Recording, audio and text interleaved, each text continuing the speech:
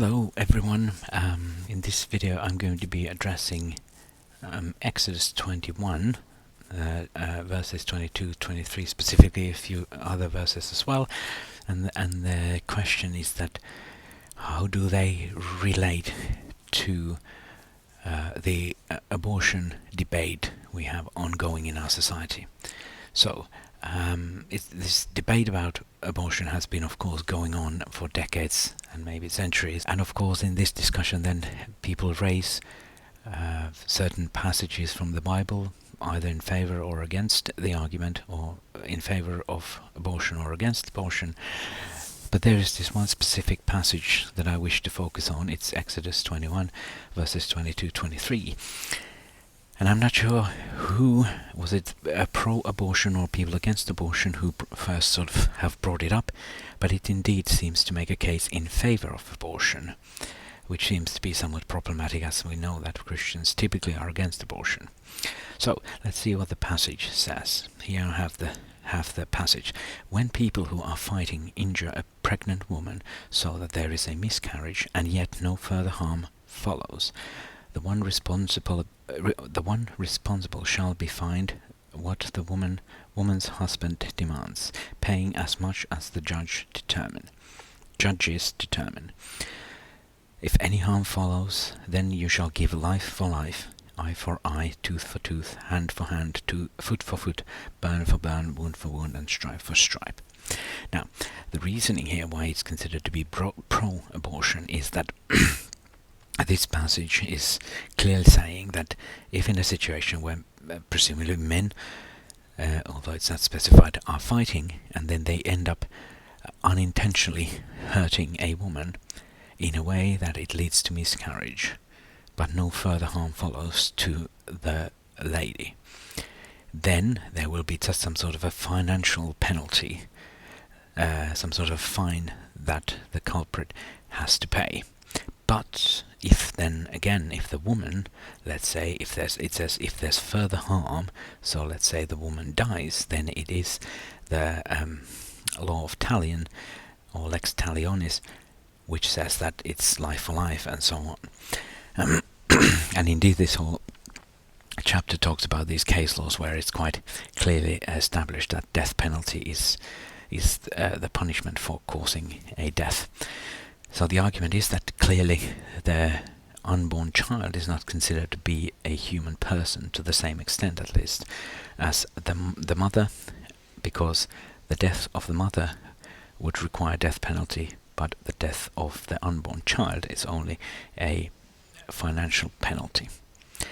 And this is now this has been how it's been used, sort of not necessarily to justify abortion. It would be wrong to say pro-abortion, but at least to kind of maybe point out some sort of hypocrisy among Christians that the Bible does not seem to support anti-abortion sentiments. Right. Now, this has of course then been objected, this argument, by Christian people, and I'm sure I'm sure this is a topic that there's a lot of the stuff written and studies carried out, and I am not an expert in that, so I can't say that I would even know exactly what sort of scenarios have been addressed. But the kind of debate I've recently encountered most frequently is the one where kind of the Christian view, the anti-abortion view, the argument against this passage is that there's a mistranslation, that it should not be miscarriage, but actually a premature birth, or just literally, I suppose it would say, that the child comes out. Now, I won't go into that argument. I would just say that I am currently not very much in favor of that, simply because it sounds a bit artificial, and it sounds a bit kind of forcing a specific interpretation into the text, and therefore I'm not really in favor of that. And certainly I would not have the qualifications or expertise to make any kind of solid arguments based on the translations from the original text or anything like that. So I refrain going any further that rabbit hole now. But yeah, I don't want to dismiss the argument of this mistranslation entirely. Maybe there is something to it. I don't know, but it's not my. I'm rather skeptical about it, to be honest. Right, but with the thing, what I wanted to make raise here is that actually I feel like that's maybe a discussion that has attracted too much attention, and we should maybe look elsewhere. What I find to be a simpler and even maybe more plausible, I put an question mark there, as these are just my kind of personal considerations, and I don't have the scholarly backing to sort of make my arguments that much stronger. But as I said, that this whole chapter is sort of a list of various case laws, pretty much. And earlier in the same chapter, in verses 12 to 14, it says, "Whoever strikes a person mortally shall be put to death. If it was not premeditated but came about by an act of God, then I will appoint for you a place to which the killer may flee. But if someone willfully attacks and kills another by treachery, you shall take the killer from my altar for execution." Now, it may seem a bit obscure what's going on here, because it said that if you kill someone in a way which wasn't premeditated, God will appoint a place where you may flee, and so on. But I think it's fair to say that there's a clear interpretation to this, which has been clarified, for example, in Numbers 35 verses 9 to 15 and Deuteronomy 19 verses 1 to 6. And it literally means like a place where you are, where you can then flee to be safe from kind of revenge. Because I suppose the way the law was here was that basically a revenge, death for or life for life, revenge was considered the execution of justice. So in this case, the point is that you can flee to these specific places until there is some sort of a judgment by some sort of authorities that what should be the correct course of action. So this would also entail, as far as I understand, some sort of almost like a legal proceedings to see what the correct penalty for killing the man unintentionally or killing the person unintentionally would be.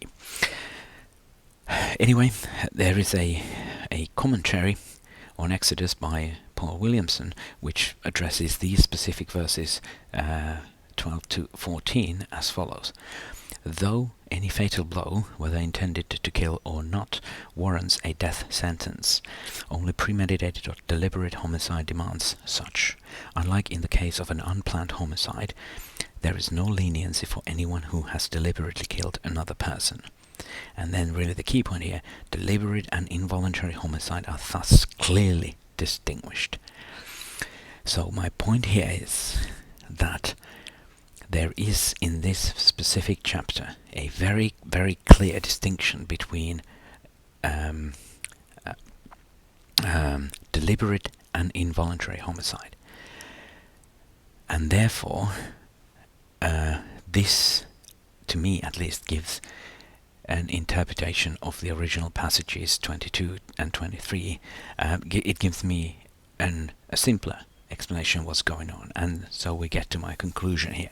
So, in my opinion, or I feel that the miscarriage, that the fact that miscarriage does not seem to demand a death penalty in the verses 22 to 23 does not need as an explanation. It does not imply that an unborn child is not considered to be a human person to the full extent, or to the same extent as the mother. But indeed, it seems more plausible, and I get back to that, why I think it's more plausible, that instead what's happening here is that a line between deliberate and unintentional homicide is drawn between the mother and the unborn child. So that the idea is that there it's hard to find an excuse saying that if you kill you're having a fight with another man, and you end up killing a woman that is somewhere there near, it will be harder to argue that that was unintentional than if you end up sort of pushing the woman in a way that causes miscarriage. Then it seems that it's more straightforward to argue that this was unintentional. So I think that seems to me to be the kind of conclusion that makes sense to me, I would say. And why I think it's more plausible than to argue that their interpretation is that their unborn child was not considered to be a human to the full extent, is simply that for a very long time, I don't know exactly how early on, but very long time, it seems to have been the case that Christianity has been very consistently against abortion.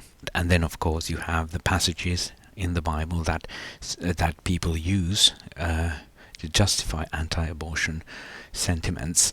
And then, of course, in the New Testament, you have these passages that could be understood as anti-abortion, such as Galatians 3, that whether you're Greek or Jew or man or woman or free or slave, we are all one in Christ. And then, of course, Genesis, that man was created in the image of God, and so on, which are sort of not explicitly, but kind of implicitly suggesting or giving reasons why Christians are against abortion. So in that sense, I'm not trying to kind of necessarily find a reading of the Bible that matches my views personally, but I think it's what I'm sort of trying to say here is that I think it's an undeniable fact, irrefutable fact, that Christians have been quite consistently anti-abortion.